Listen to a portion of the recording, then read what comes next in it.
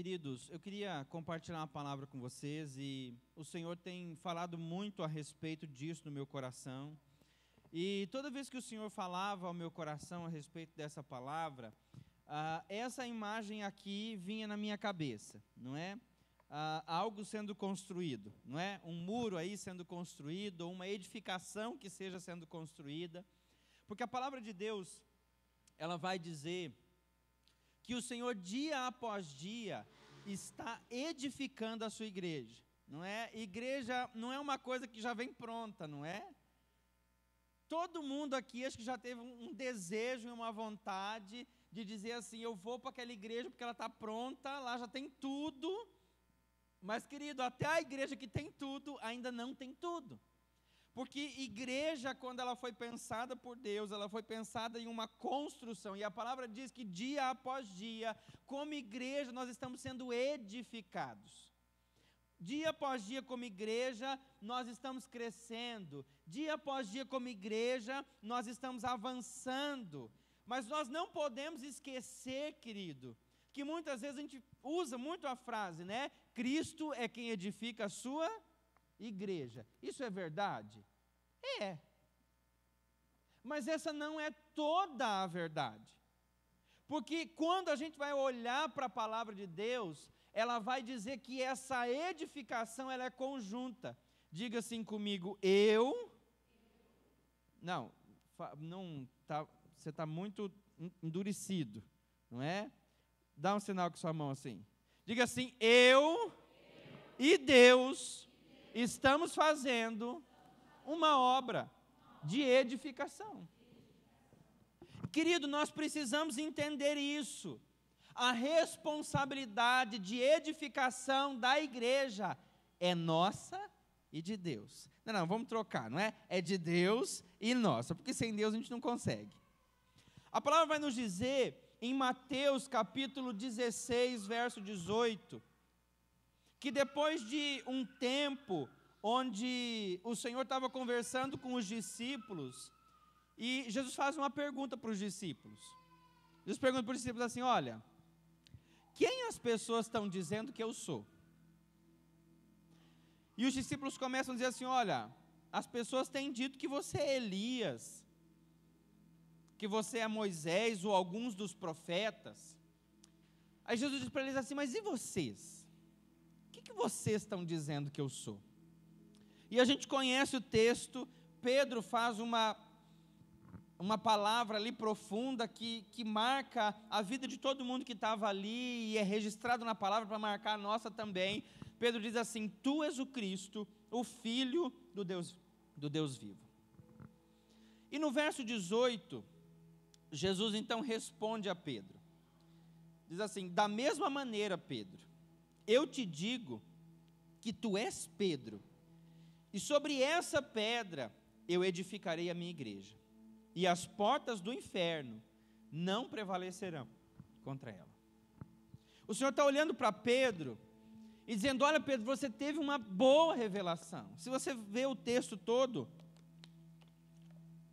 você vai ver que Jesus diz para ele, não foi nem carne nem sangue que te revelou isso, senão o meu Pai que está no céu. Mas agora eu também tenho uma palavra para você. Tu és Pedro, e a gente sabe, não é? Ou talvez você vai ficar sabendo agora, que o nome Pedro vem da variação da palavra Petros, que significa pequena pedra, né? Ou fragmento de uma rocha. Ele está dizendo, você também é uma pedra. E sobre essa pedra, e quando Jesus está dizendo isso, ele não está falando só sobre Pedro, ele está falando sobre a humanidade, ele está dizendo, e sobre essa pedra, eu vou edificar a minha igreja. Qual que é essa pedra? Diga assim, eu e você.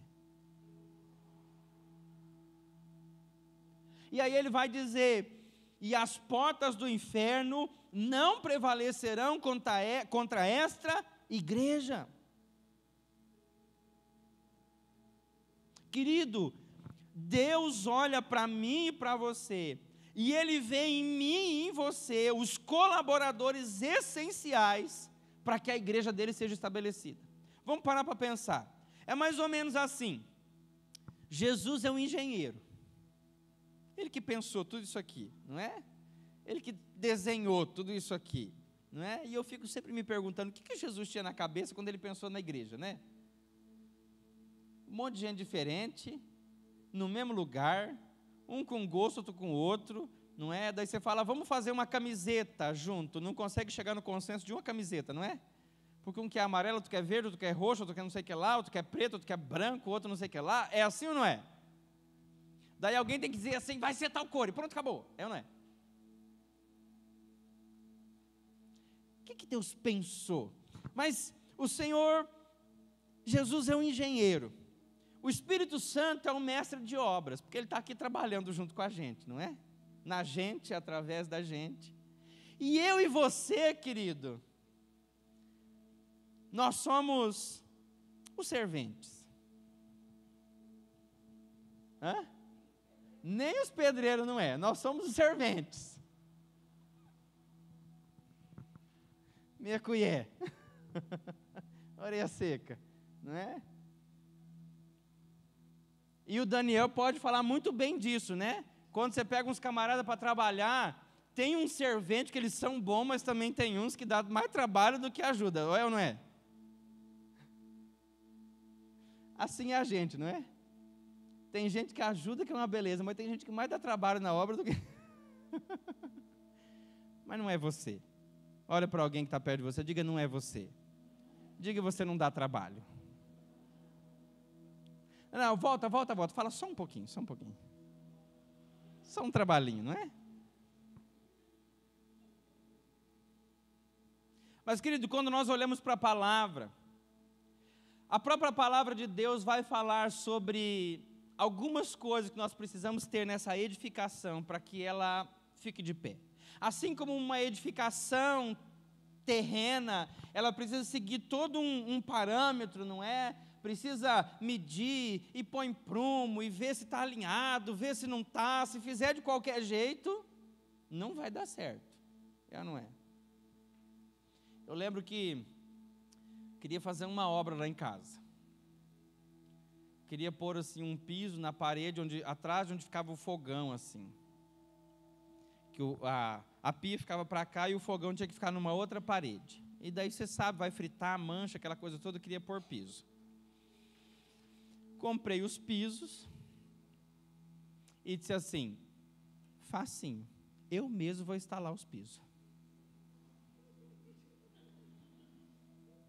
Não tem segredo. Aí, tudo certinho, eu que vou instalar, não é aquela coisa toda, e bababá. Eu pensei assim comigo assim, eu vou chamar o Daniel em casa, eu morava lá no fundo da casa da mãe ainda. Eu vou chamar o Daniel em casa e vou dar uma perguntada para ele, assim, só como quem não quer nada, para ver o que ele me diz. Se ele falar assim, faz assim, assim, assim, está no bom caminho, não é? Eu lembro que, Daniel, comprei o piso aqui, vou colocar nessa parede e tal, não sei o que lá. Irmão, ele bateu o olho no tanto de piso que eu comprei, ele já falou assim, esse tanto de piso não dá não. Eu falei, não, eu contei, dá. Ele falou, não dá. Daí, antes de eu perguntar para ele assim, como é que você acha que eu posso fazer assim e tal, ele já perguntou assim para mim, ele já deu uma coçada na cabeça, perguntou para mim, pastor, como é que você vai instalar esse piso aqui? Eu falei, instalando, né? Ele falou, não, mas fala para mim, como é que você está pensando em instalar esse piso aqui? Daí eu falei o jeito que eu ia instalar. Irmão, o Daniel não sabia se ele chorava, se ele ria, se ele... Daí ele olhou para mim e falou assim, pastor, vamos fazer o seguinte, eu vou instalar o piso para você. Irmão, ele ficou com tanta dó de mim, tão comovido comigo, que ele instalou o piso para mim. E eu fiquei bem pertinho, aprendi, não é? Vou fazer? Não vou, não é? Mas aprendi, não é? Que eu ia fazer tudo errado. Querido, assim como se eu não respeitar toda a forma e o jeito que tem que ser aqui na terra para fazer uma construção ou uma reforma ou qualquer outra coisa, vai dar errado, não é? Eu descobri, irmão, que os meus pisos ia cair tudo. Primeiro que tinha que fazer umas lascas lá que eu nunca ia imaginar, não é? Eu descobri, irmão, que com um mês os meus pisos iam começar a cair tudo da parede. Assim também é no reino de Deus. E eu queria pontuar então com você alguns tijolinhos aqui, não é? Vocês viram que bonito, né? Eu falei, Daniel, empresta uma carriola para nós colocar lá, não é? Mas eu imaginei uma carriola de obra mesmo, entendeu? Ele mandou uma carriola toda bonita aqui, olha. Brigadão, viu, Daniel? Então, vamos falar sobre algumas coisas que não podem faltar para que uma igreja cresça de forma saudável, para que eu e você, não é? Porque agora, querido, nós não vamos falar da igreja templo, tá bom? Porque o que o crente mais gosta de falar, principalmente quando ele quer parar de vir para a igreja, é o quê? A igreja somos nós. Não é? Então agora é a minha vez de falar, a igreja é você, a igreja sou eu. E para essa igreja que somos nós reunidos aqui, conseguir ficar de pé, tem que ter algumas coisas. E eu amorosamente hoje, já quero te avisar, que eu vou puxar a sua orelha, para algumas coisas. Então, veja assim uma conversa bem amorosa que um pai vai ter com um filho quando ele está fazendo coisa errada. Ah, o seu pai não era muito amoroso, daí pensa outra coisa, não é? Eu vou tentar ser o mais amoroso possível, tá bom? O primeiro tijolinho aqui que eu quero dizer para vocês que não pode faltar para que a igreja, eu e você, cresçamos de forma saudável, é a palavra. 1 Timóteo, capítulo 4, verso de número 7, se você quiser abrir, eu te espero, eu vou falando enquanto isso. O livro todo de Timóteo é uma mentoria que o apóstolo Paulo está fazendo com Timóteo. Timóteo é um pastor novo, recém-ordenado, novo de idade e novo também como pastor. E o apóstolo Paulo está ensinando algumas coisas para ele. Então nós vamos usar muitos textos dessa carta de 1 Timóteo, porque nessa carta o apóstolo Paulo está ensinando para ele como conduzir a igreja. E uma das coisas que o apóstolo Paulo vai dizer para ele em 1 Timóteo capítulo 4, verso número 7, é o seguinte: quanto a você, rejeite as fábulas profanas e os falatórios insensatos. Exercita-te, porém, na piedade. Esta palavra é uma afirmação digna de toda confiança e de todo crédito. Pois é justo para isso que tenhamos e lutamos, porquanto temos depositado a nossa esperança no Deus vivo e o Salvador de todos os homens, especialmente daqueles os que creem. Eu te ordeno, pois, transmita com verdade o ensino da palavra. Enquanto aguarda a minha chegada, aplica-te à leitura, à exortação e ao ensino da sã doutrina. Não deixe de desenvolver o dom que há em ti, o qual foi liberado sobre mensagem profética e imposição de mãos sobre a sua vida. Dedica-te plenamente ao cumprimento dessas responsabilidades, para que todos possam testemunhar o seu progresso. Cuida de você mesmo e do ensino que você tem falado. Persevera nesses deveres, pois agindo dessa forma, você salvará tanto a sua própria vida, como aqueles que ouvem a mensagem que você transmite. O apóstolo Paulo está dizendo para ele, olha, vão existir no meio da caminhada fábulas. E ele vai dizer, pior que isso, fábulas profanas. E não é hoje, querido. Desde a época da palavra, se você for estudar o Novo Testamento, o livro de Apocalipse, ele vai falar sobre inúmeras doutrinas que desde aquela época já se levantavam, trazendo um falso ensino da palavra de Deus. Aí ele vai dizer assim, eu não posso e não consigo corrigir todo mundo, mas eu estou conversando com você, e você eu posso corrigir. Quanto a você, rejeita as fábulas profanas e não pare em rodas de falatórios insensatos. Querido, ao longo do caminho, você vai ouvir muita gente falando muita coisa. Você vai ouvir pregadores falando inúmeras coisas. E você sabe que você faz parte de uma igreja que a gente não te proíbe e não te coage de visitar igreja nenhuma e de ouvir. Não, a gente não vai fazer isso. Mas eu quero dizer uma coisa para você. Nós precisamos ter os nossos ouvidos afiados pela palavra de Deus, ao ponto de quando a gente ouve alguma coisa, a gente saiba dizer, isso não está na palavra de Deus.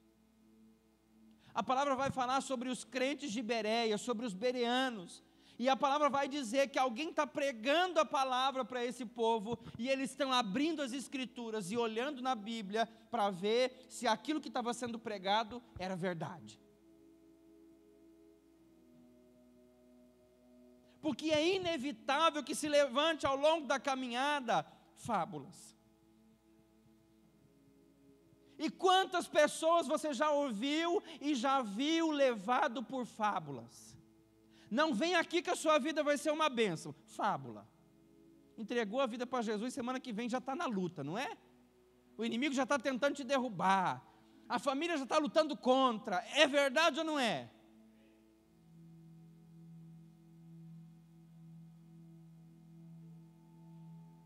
Eu poderia falar um monte de fábula aqui, não é? Mas você sabe do que eu estou falando. E o que a palavra de Deus está dizendo para mim e para você é: vocês precisam basear toda a sua vida, e a igreja do Senhor precisa ser baseado na palavra de Deus. Nós precisamos parar de correr, querido. Nós precisamos parar de correr atrás de quem tem uma palavra profética, parar de correr atrás de alguém que fale o que você quer ouvir. Nós precisamos correr atrás de gente que fale da palavra.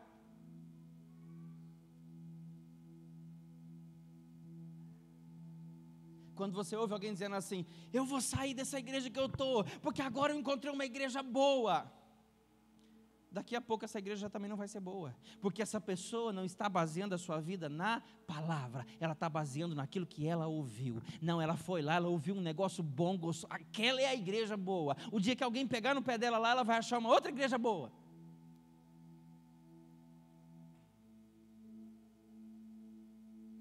Aplica o teu coração na palavra, na sã doutrina, porque a palavra de Deus é justa e digna de toda aprovação e de todo crédito. Querido, até quando nós vamos ser criança, levada de um lado para o outro, atrás de alguém que pregue mais, ou de alguém que profetize mais, ou de alguém que tenha algo de Deus que o outro não tem?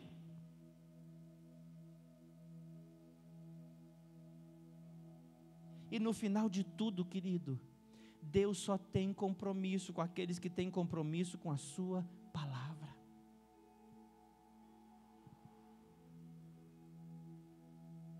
E vai ter gente, irmão, que vai chegar no último dia, ele vai ter rodado por todas as igrejas da galáxia. Se inventar um em Marte, ele viaja para lá.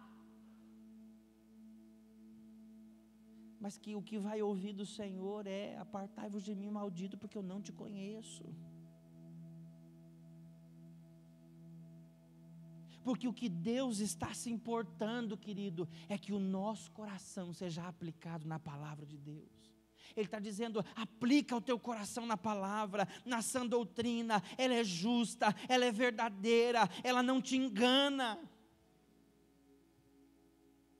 Porque as pessoas enganam.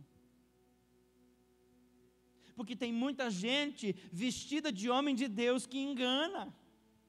Mas ele está dizendo: a palavra é justa e é digna de todo crédito e de toda a aceitação. Aí ele vai dizer lá no final, no verso 16: e além de tudo isso, cuida de você mesmo e do teu ensino. Persevera na palavra, pois agindo assim, você salvará tanto a sua própria vida, como aqueles que estão te ouvindo.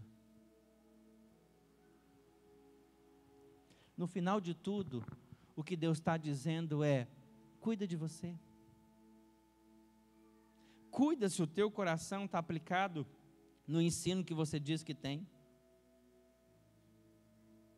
Porque, irmão, não adianta nada saber a Bíblia toda. Irmão, se você soubesse quantas visitas eu já fui fazer, ou quantas pessoas que eu já encontrei ao longo da caminhada, e que você vai na intenção de te ajudar, e que a pessoa com a vida dela toda destruída, e ela quer te dar um chá de Bíblia. É verdade ou não é? Você fala, gente, a pessoa conhece a Bíblia mais que eu, mas a vida dela está como? Aí você vai falar alguma coisa da palavra, o cara já fala, não, porque não sei quem, porque a palavra diz assim, porque no versículo tal, do capítulo tal, daí você fala, gente, eu sou crente 30 anos, dá um trabalho para decorar um versículo da Bíblia, esse cara desviado está falando os versículos de cor.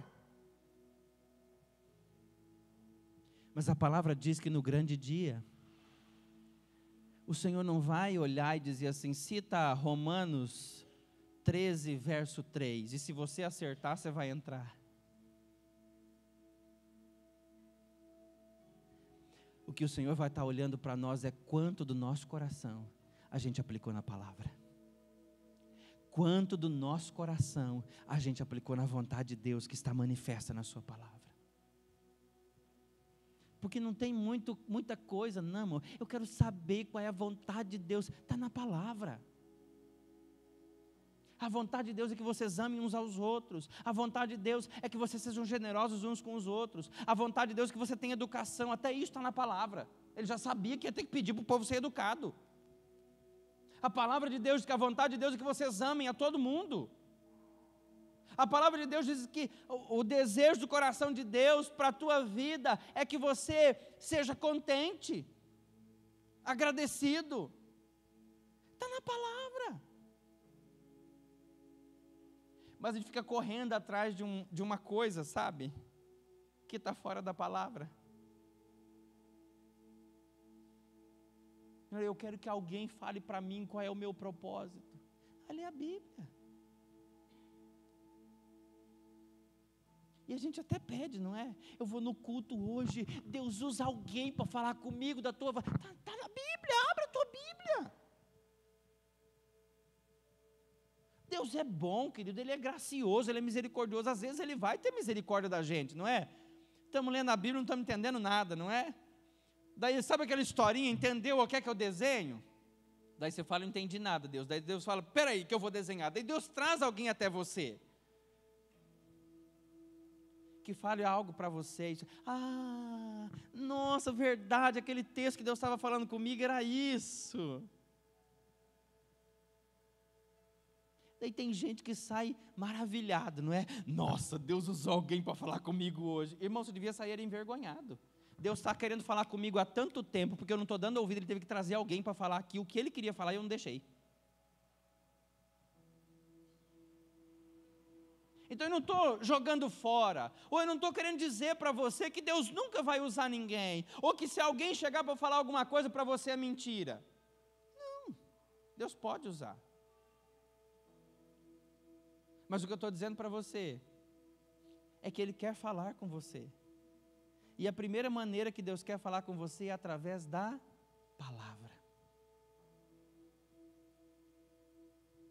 Quando eu oro, eu falo com Deus. Mas quando eu abro a minha Bíblia, Deus fala comigo. Tudo que eu e você precisamos, querido, está manifesto na palavra. A igreja de Cristo é edificada pela palavra. O louvor é gostoso, não é? Tem domingo que a gente fica aqui 3 horas se deixar, não fica? Que fica aquele, né, aquele clima de adoração, aquela coisa. É bom. Mas a igreja é edificada quando alguém abre a palavra.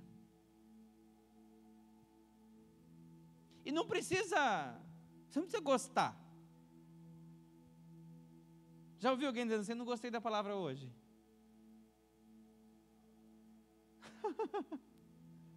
Azar o teu.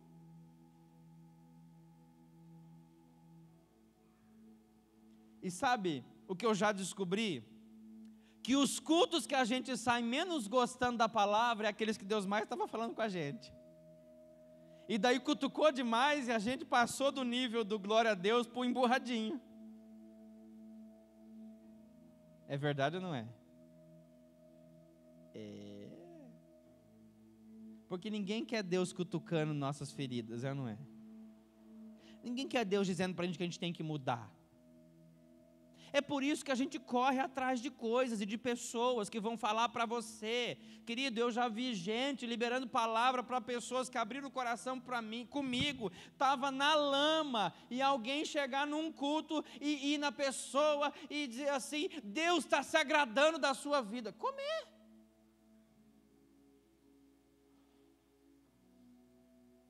Está agradando do quê?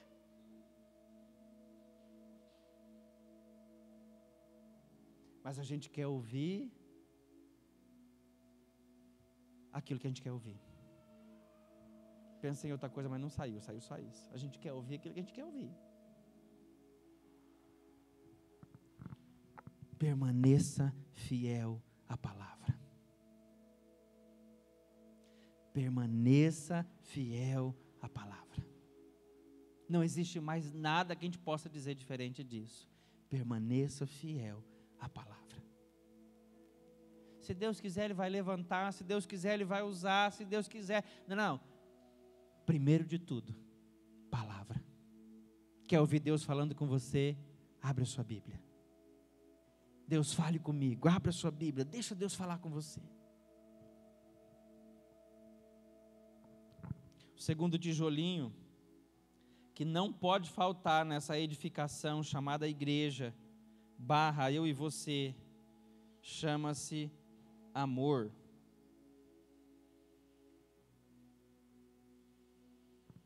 Efésios capítulo 1, verso número 15, vai nos dizer: por esse motivo, também eu vos digo, que eu tenho ouvido falar da fé que vocês têm no Senhor Jesus, e do amor que vocês demonstram um para com os outros. 1 Tessalonicenses 1,3 vai nos dizer: recordamo-nos constantemente na presença do nosso Deus e Pai, do vosso trabalho que resulta numa fé operosa, e também do amor fraternal abnegado que vocês têm uns para com os outros, ajudando mutuamente.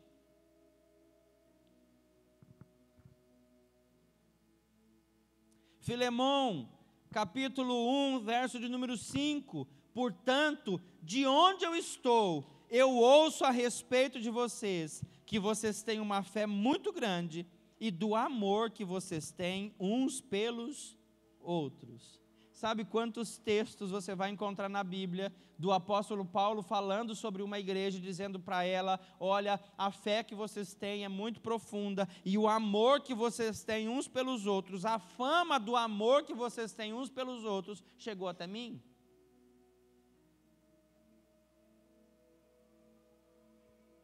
A palavra vai nos dizer em 1 João que Deus é amor, e aquele que ama é aperfeiçoado no Senhor. Aí o mesmo texto de 1 João vai continuar nos dizendo: se alguém não consegue amar um irmão que vê, como é que vai dizer para mim que ama um Deus que ele nunca viu?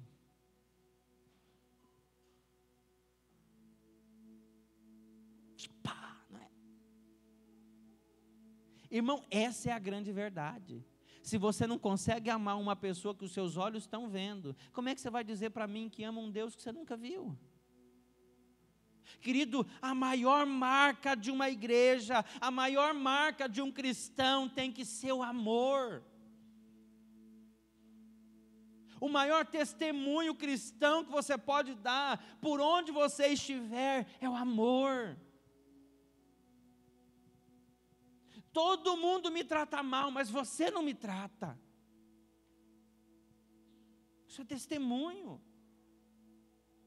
A palavra está dizendo: olha, o que tem chegado a respeito de vocês, da igreja de Éfeso, é que vocês têm um amor grande, é que vocês ajudam uns aos outros, é que vocês não deixam ninguém na mão. E querido, quando você vai olhar para essa igreja, ela tem inúmeros defeitos, mas o que se sobressai é o amor que ela tem.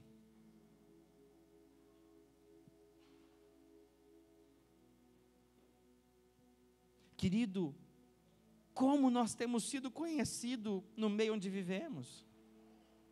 Será que a gente tem amor para transbordar sobre os outros? Ou será que você é o crente lá do seu serviço que vive de cara amarrada?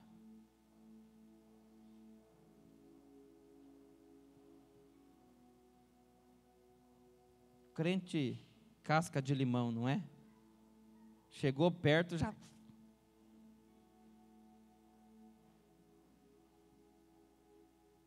emburra por qualquer coisa. É na família, qualquer coisa...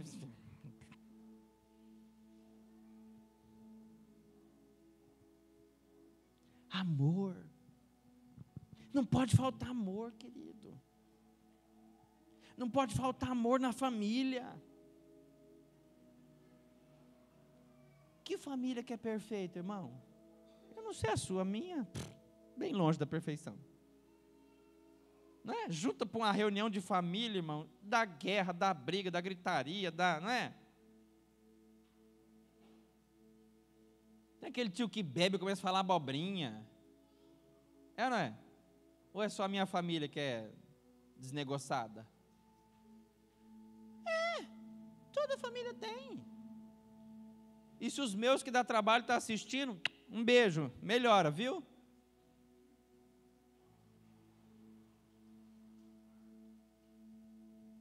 Mas querido, como é que nós vamos demonstrar que nós somos a igreja de Cristo poderosa aqui na terra? Amando, tendo paciência, porque o amor é paciente. A vontade é de jogar longe, mas a gente ama. Tem dia que a vontade é de olhar para o maridão e falar, que moto hoje, não é? Mas a gente ama. Tem dia que dá vontade no serviço de jogar todo mundo para cima, sair chutando todo mundo, não é? Mandar o patrão por raio que o parta. Mas o que você faz? Você é a igreja de Cristo, você ama.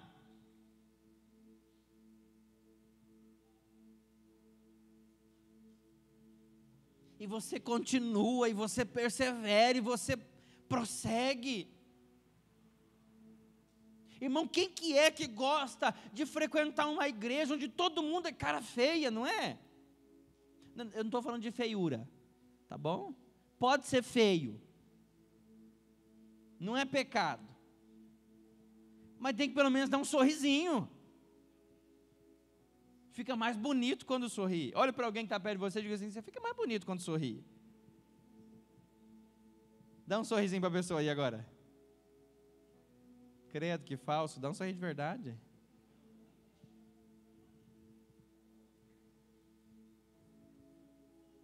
Sorria para outra pessoa que está perto de você do outro lado aí. Sorria para alguém aí, sorria. Mesmo que não está merecendo, sorria.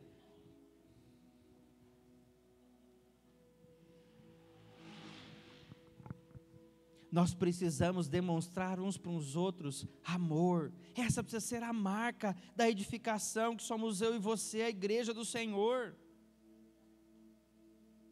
Eu não tenho tempo de falar muito sobre cada um deles, porque senão não dá tempo. Então eu vou só passando, mostrando alguns textos. Depois outro dia a gente pega cada um desses e faz uma pregação toda. Terceiro tijolinho que não pode faltar aqui para mim e para você, que somos igreja do Senhor, e para que a igreja do Senhor cresça e avance, chama oração.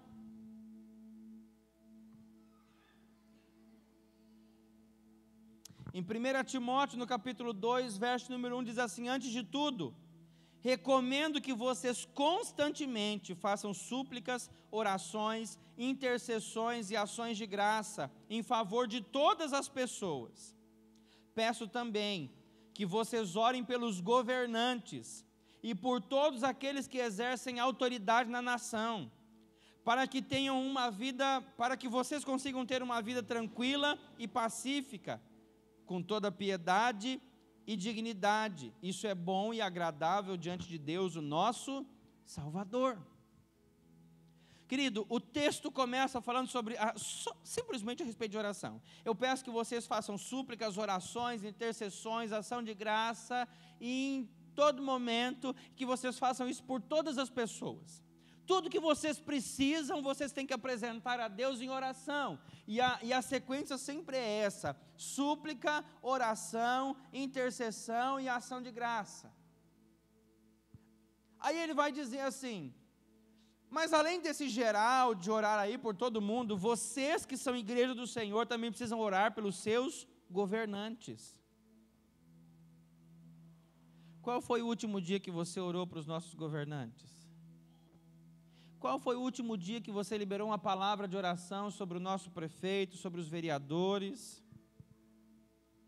Qual foi o último dia que você liberou uma palavra de oração sobre o governador do estado, sobre o nosso presidente?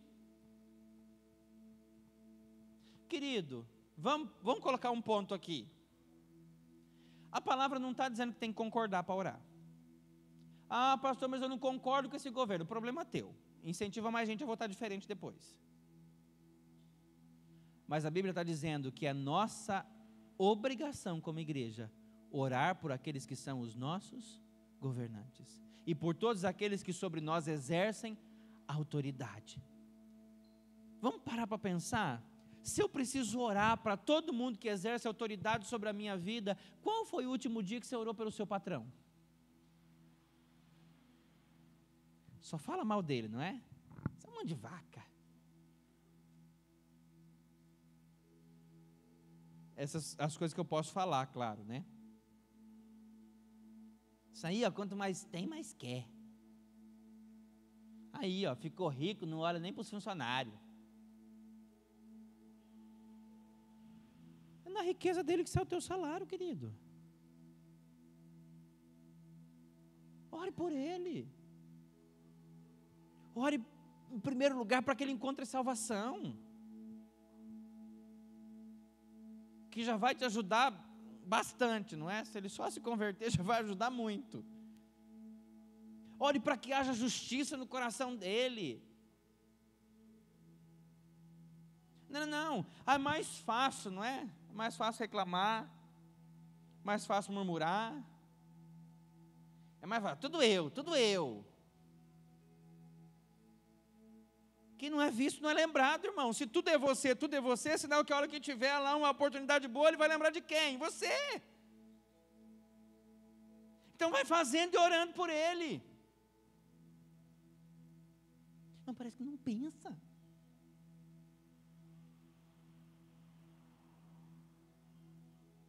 Olhe para alguém que está perto de você e diga: ore pelos seus patrões.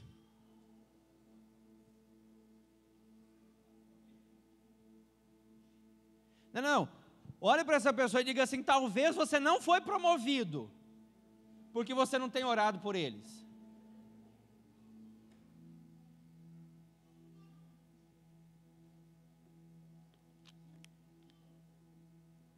Oração engloba tudo.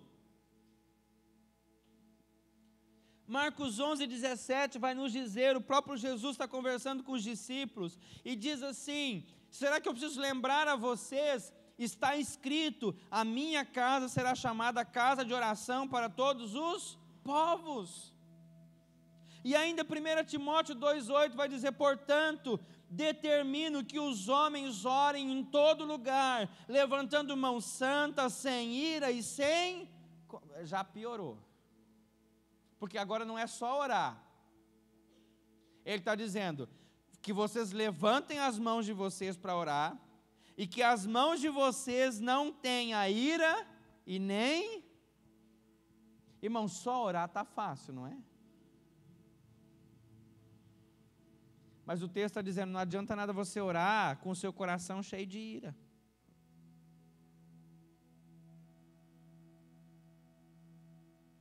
Aí você vai orar para o teu pai que está dando trabalho, você fala: Deus, lembra daquele miserável do meu pai? Já não vai dar certo. Ele está dizendo: levantem mãos santas, mãos limpas, sem ira. Limpa do seu coração a ira, a contenda, não é? Gente que levanta de manhã, ora pela família, no café da manhã já quebra o pau. É você mesmo que está estragando sua oração. Diz assim, não, Deus, abençoa meu dia, que ele seja maravilhoso. Daí você chega lá no serviço, já dá de cara com aquela metida lá, não é? Aí você já fala, já vem. Mas você que está negociando o seu dia, querido, não é Deus não, nem o capeta. Para de estragar suas orações. O dia hoje vai ser uma bênção, não é? Daí a hora que você levantar, não é? E o cachorro já estiver latindo lá fora, te irritando, o dia hoje vai ser uma bênção, amém.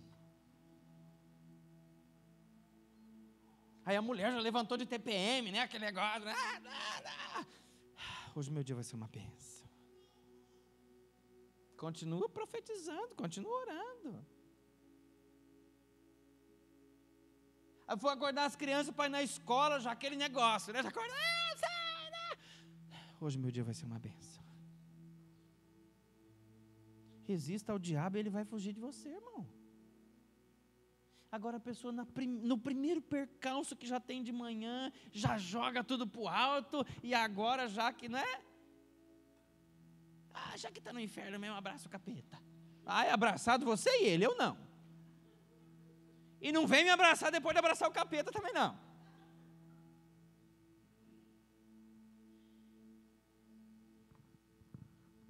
Orem em todo tempo, orem em todo lugar, ore por todas as pessoas, ore pelos seus governantes, ore por aqueles que têm autoridade sobre a sua vida. Mas eu lembro que na adolescência eu já era crente. Um pedaço não, mas depois sim, entendeu? Parecia que foi, mas não foi, daí voltei e fiquei firme com Jesus. E eu lembro que ia ter as coisas e a mãe assim, envolvia muito na igreja. Mas daí quando ela não envolvia, ela não deixava a gente muito envolver também. Era sair, não é? Vai sair com os meninos, comer o lanche depois do culto, negócio assim, ela era negociada. E aí, um tempo ela era líder de jovens, ela queria sair junto. Quem que quer sair para comer um lanche com os amigos e a mãe junto, não é? Ninguém, né?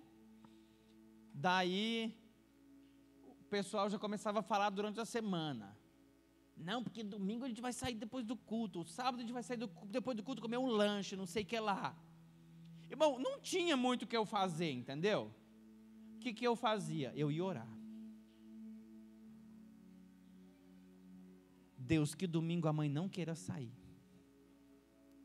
Que domingo a mãe não queira ir junto com a gente. A hora que o pessoal falar que vai sair, que ela fique muito cansada e queira ir embora. Irmão, teve até dia, adolescente, tá? Jesus já perdoou. Teve até dia que eu falei, Deus, coloca uma dor nela para ela querer ir para casa.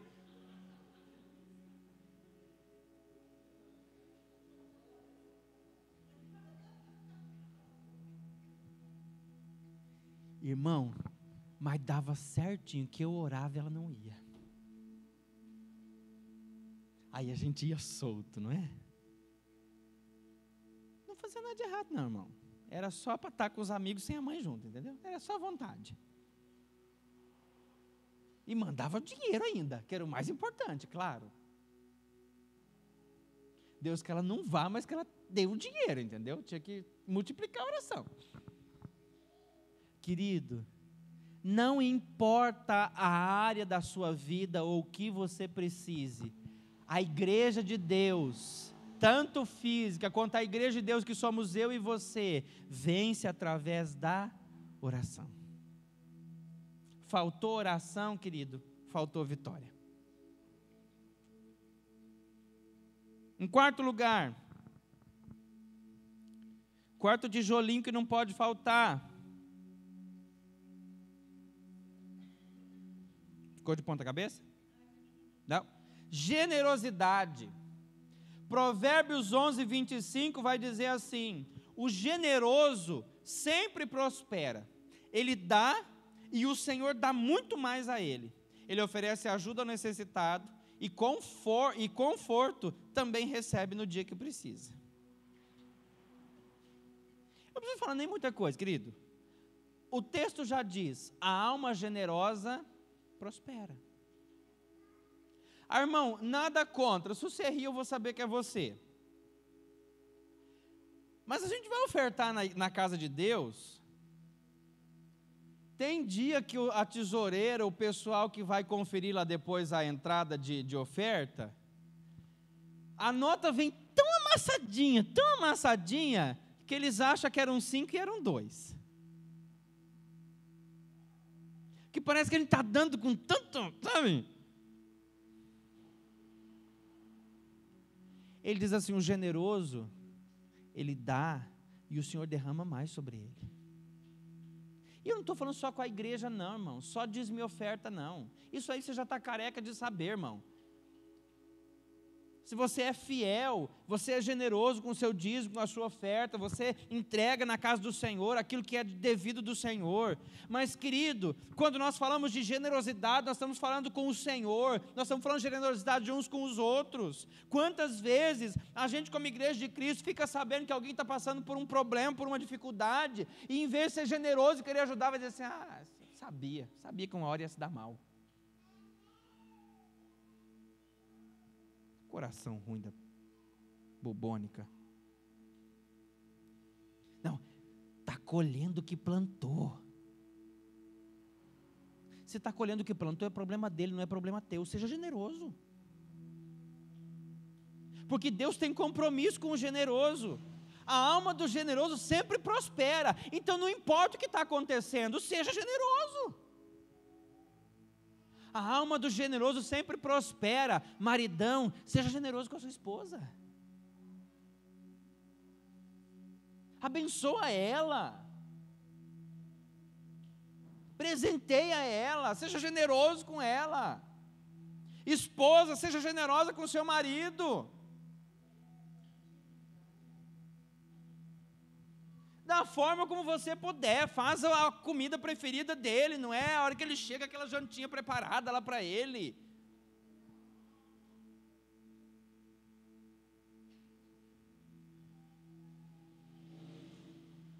Presenteie seu marido também, não é? Por que só as mulheres têm que receber presente? Presenteie você também, seu marido. Faz uma surpresinha para ele.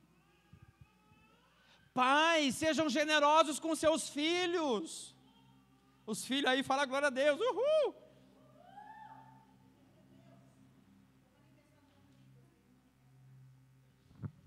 Seja generoso com seus filhos. Tudo é não, tudo é não, tudo é não. Tem coisa que não, né, irmão? Porque tem coisa que os filhos querem que é caro, não é? Envolveu muito dinheiro, o papai não pode, né?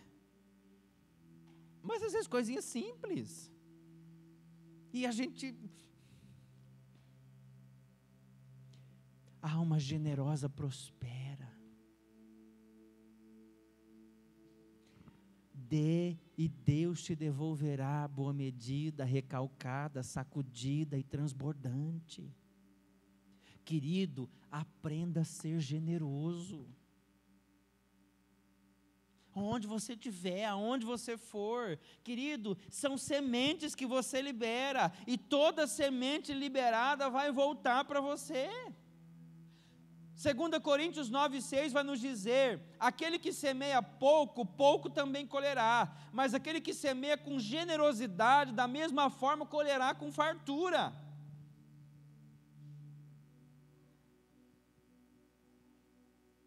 Deixa eu falar um negócio amorosamente para você.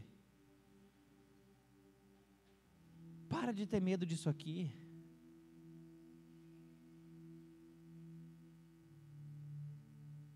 Seja generoso. Seja generoso quando você vir à frente. Seja generoso com o seu dízimo, com a sua oferta, porque a palavra está dizendo: aquele que planta vai colher, e mais do que isso, vai colher muito mais. A palavra está dizendo: aquele que planta de forma generosa, que semeia de forma generosa, de forma maior ainda colherá e terá muita fartura.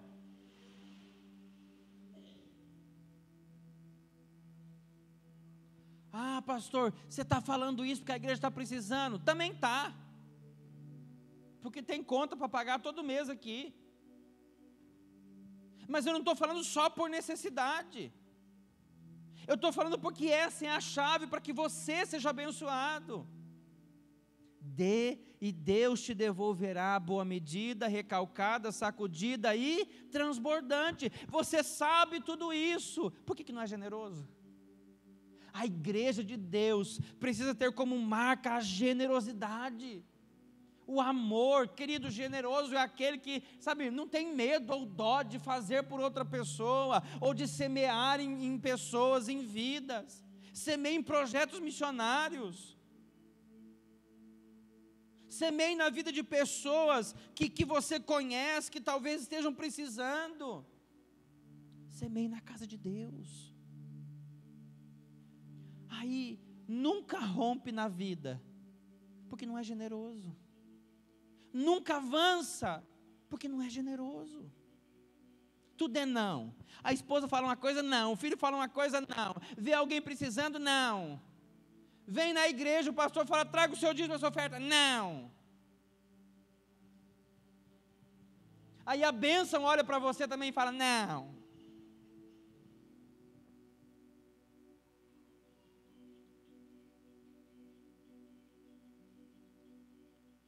Tá bom já, né? Você já entendeu, né? Olha para quem está perto de você e fala, aprenda a ser generoso. Diga assim, pode começar comigo. Pode começar comigo.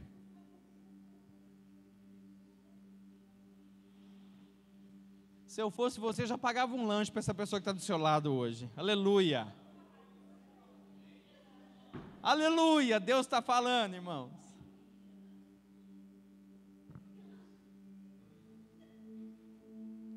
Se esse tiro der errado, olha para o outro lado, fala para mais um irmão, começa semeando na minha vida, hoje sendo generoso comigo, vai.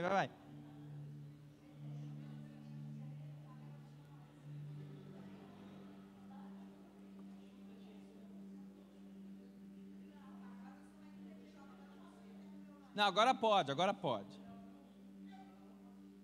Ah não, mas se for levar eu, daí pode deixar ela, brincadeira. O quinto tijolinho que eu queria falar hoje, que não pode faltar nessa edificação chamada Corpo de Cristo, igreja, eu e você, chama-se exemplo. A palavra vai dizer que Pedro sai para pregar para os gentios, e a palavra diz que dias depois, quando Paulo vai até ele, Paulo chega e vê Pedro fazendo tudo o que os gentios faziam, o que era costume dos gentios. E Paulo chega e libera uma palavra sobre aquele povo, exorta aquele povo e depois chama Pedro à parte. E diz assim, Pedro, se você sendo do Senhor, está fazendo tudo aquilo que os gentios estão fazendo, como é que depois que eles aceitarem a palavra de salvação, você vai dizer para eles que eles não podem fazer mais aquilo? Diga comigo, exemplo. Eu e você somos exemplo. Porque eu não sei você, irmão, mas quantas pessoas já esperaram ver eu fazendo alguma coisa errada lá da família, para dizer assim, ué, não era o crente? É verdade ou não é? E depois de pastor também, esperaram ver uma reação minha naquele dia assim, que o furor sobe e fala, ué, pastor. Porque as pessoas estão olhando para mim e para você, e o fato delas servirem a Cristo ou não, vai depender do que primeiro elas verem na gente. Exemplo. 1 Timóteo 3,1 vai nos dizer, essa é uma declaração digna de todo crédito, se alguém almeja o pastoreio, ele vai começar de cima para baixo a lambada, de fato, deseja algo muito excelente, é fundamental, pois, que o pastor seja irrepreensível, marido de uma só esposa, equilibrado, ixi, já danou aqui, né, tem dia que eu sou bem desequilibrado, tenha domínio, estou brincando, gente, tenha domínio próprio, seja respeitável, hospitaleiro, que ele seja capacitado nas Escrituras para ensinar. Ele não deve ser não deve ser dado a vinho ou a bebidas fortes. Ele deve ser amável, pacífico, não amante do dinheiro. O pastor também tem que governar a sua própria família, sabendo educar os seus filhos, e que eles sejam submissos a ele, tenham respeito, porque se alguém não sabe governar a sua própria família, como pode cuidar da igreja de Deus? Ele não deve ser recém-convertido, a fim de que ele não se ensoberbeça e caia na mesma condenação que caiu Satanás. Também é necessário que ele tenha bom testemunho daqueles que são de fora, para que ele não seja envergonhado, nem caia em armadilhas do diabo. Chega, deu até suador aqui, irmão. Ele vai começar a olhar para os pastores, e ele vai começar, você vai ver que ele vai descer para os diáconos, depois ele vai chegar nos cristãos comuns, e ele vai dizer assim: as pessoas têm que olhar em vocês, e têm que ver um exemplo. E ele vai fundo aqui, irmão. Ele não vai falar só um exemplo em cima do púlpito, ele vai falar a forma como você trata a sua esposa, ele vai falar sobre você ser marido de uma só esposa. Isso aqui é para aquela época, né, irmão? Tem dia que a gente não aguenta nem a nossa, para que duas, né?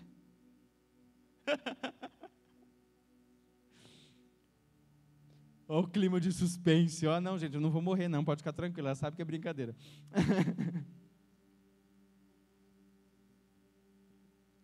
Aí ele vai dizer que os filhos dele sejam um exemplo de respeito, de educação. Aí ele vai dizer um monte de coisa, que ele tenha bom testemunho dos que são de fora, para que ele não caia em armadilha. Ele vai dizer no final de tudo isso, se você faz parte da igreja de Cristo, e se você almeja algo a mais, você precisa ter exemplo. E ele vai continuar, da mesma forma, os presbíteros e diáconos devem ser honrados, também de uma só mulher, não dado a bebidas fortes, nem tampouco dominados pelo amor do dinheiro, devem permanecer no ministério da fé, de consciência pura, devem também, antes de tudo, passar por experiências, depois, se não houver nada que os desabonem, que eles sejam exercidos no diaconato, bem assim como as esposas dos diáconos e presbíteros devem ser respeitáveis, não caluniadoras, moderadas, fiéis em tudo.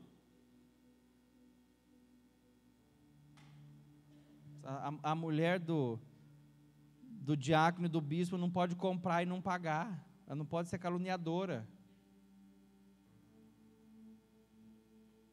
E lá no fundo também, o texto é muito longo, eu não vou conseguir ele todo, mas depois você pegue lá na sua casa, 1 Timóteo capítulo 3, o verso todo, ele vai continuar dizendo, depois sobre aqueles que têm cargo de liderança, depois sobre todos os cristãos comuns, e no final de tudo isso, o que o texto está dizendo, se vocês querem fazer parte da igreja de Cristo, se vocês querem ser reconhecidos como igreja de Cristo, vocês precisam antes de tudo dar exemplo. E ele vai dizer isso em 1 Timóteo 4,12, quanto a vocês, procurem ser um exemplo para os fiéis, na palavra, no vosso comportamento, no amor, na vossa fé e na pureza do vosso coração. Seja exemplo.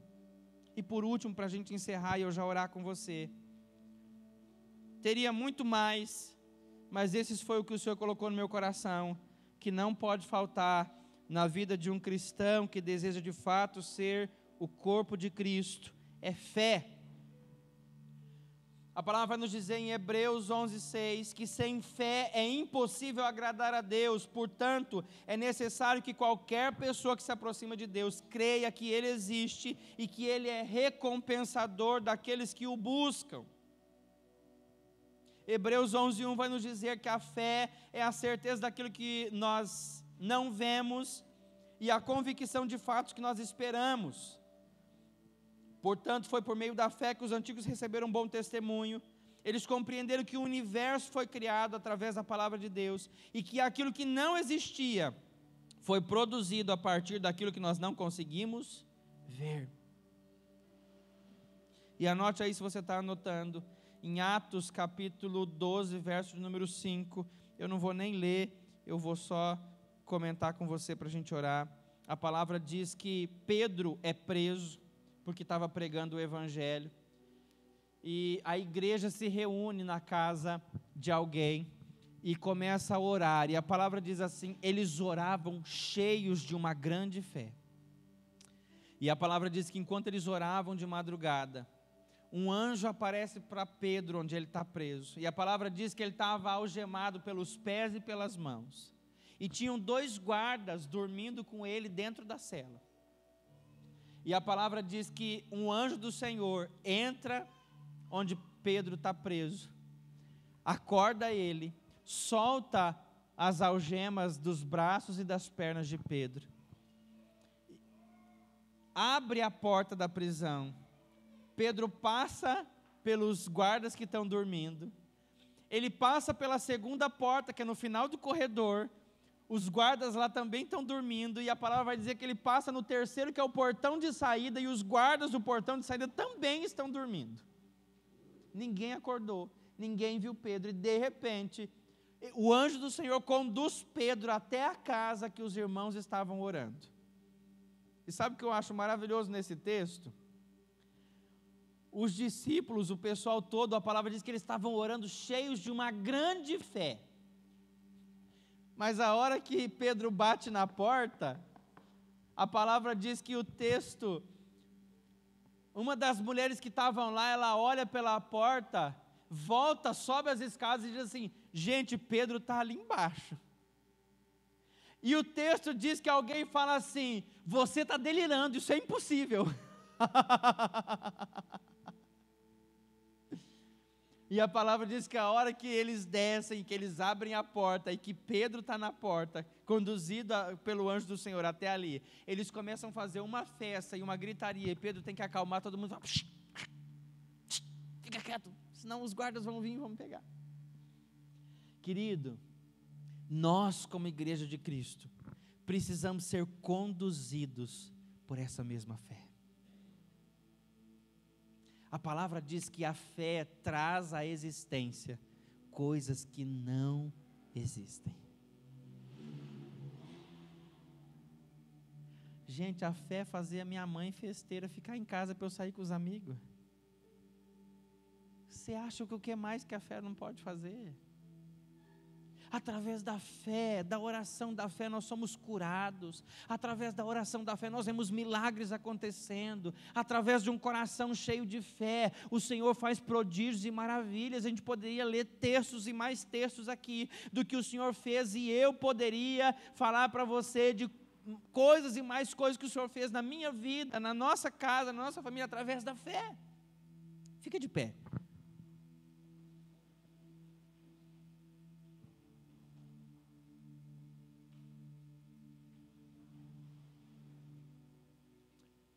Querido, o Senhor está edificando a sua igreja, e Ele edifica nós que somos igreja, e nós juntos edificamos a igreja de Cristo aqui na terra. Mas querido, se tudo isso aqui que foi falado hoje não tiver firme no nosso coração, a palavra de Deus, o amor, a oração, a generosidade, o exemplo, a fé, quer dizer uma coisa para você, todo o nosso esforço é em vão. E aí, a hora que você menos pensar, olhando e pensando que talvez não tenha nada disso aqui, são qualquer outros tijolos colocados aqui. Querido, se não tiver isso aqui, a hora que você menos pensar, a sua vida pode ser destruída. Mas eu já conquistei tanta coisa, agora eu vou ter que voltar do zero. Vai. Esses fundamentos precisam estar no nosso coração, na nossa vida. Palavra de Deus, amor, oração, generosidade, exemplo e fé. Sem isso, querido, não existe evangelho. Sem isso a gente nunca vai ver Deus fazendo coisas grandes. Sem isso, jamais nós podemos ser reconhecidos como a igreja de Cristo aqui na terra. Eu oro por um tempo novo de Deus sobre a igreja do Senhor. Eu oro, querido, para, através de cada uma dessas coisas aqui, através da fé, através da oração, a gente volte a ver milagres. Eu tenho orado e dito para Deus: Deus, eu quero que nós sejamos reconhecidos como os cristãos da palavra eram reconhecidos, pelas obras, pela fé, pelo amor. Eu oro, querido, para um tempo de despertamento no meio da igreja do Senhor, gente baseada na palavra, gente que não é levada por qualquer coisa, gente que não é enganada por qualquer coisa, gente que o seu coração está aplicado na palavra de Deus, gente que ama até os difíceis, ama até os complicados, ama até os complexados, ame aqueles que ninguém mais ama. Gente que é exemplo na fé, exemplo no amor. Gente que as pessoas olham e falam: eu quero ser igual a essa pessoa. Aí a gente criou um bordão assim, não é? Ai, não olha para mim não que eu sou falho, olha para Cristo. Não, querido, o apóstolo Paulo dizia para o povo: sejam meus imitadores como eu sou de Cristo. Olha para a minha vida, olha para o meu exemplo, olha para o meu coração, olha para a minha fé, olhem para mim. Que Deus levante uma igreja generosa, queridos.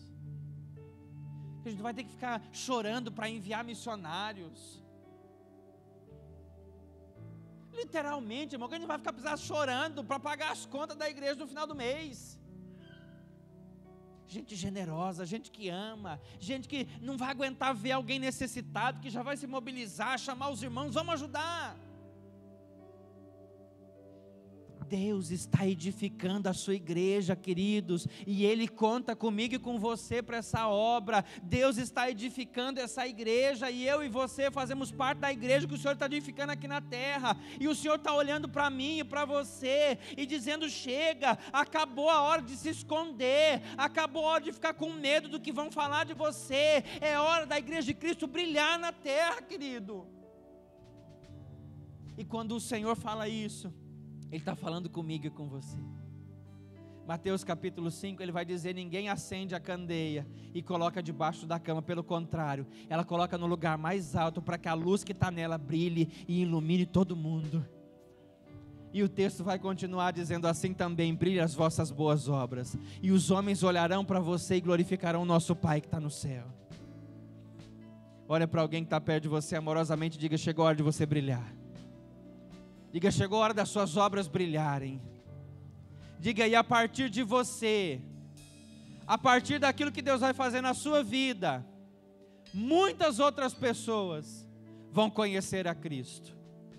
Bem amorosamente, olha no fundo dessa pessoa, e você vai assim puxar lá do fundo e vai falar: brilha, garoto. Não, vamos lá, olha para mais alguém, diga: brilha, garota, brilha, garoto. Brilha, garoto. Deus, nós estamos aqui essa noite, Pai. Nós somos a Tua igreja, a igreja que o Senhor está edificando aqui na terra. E eu quero quebrar hoje, Senhor, toda a palavra de que a Tua igreja é fraca, de que a Tua igreja é fragilizada. A Tua igreja é forte, a Tua igreja vence o maligno, a Tua igreja vence as obras das trevas. Levanta a Tua igreja, Senhor.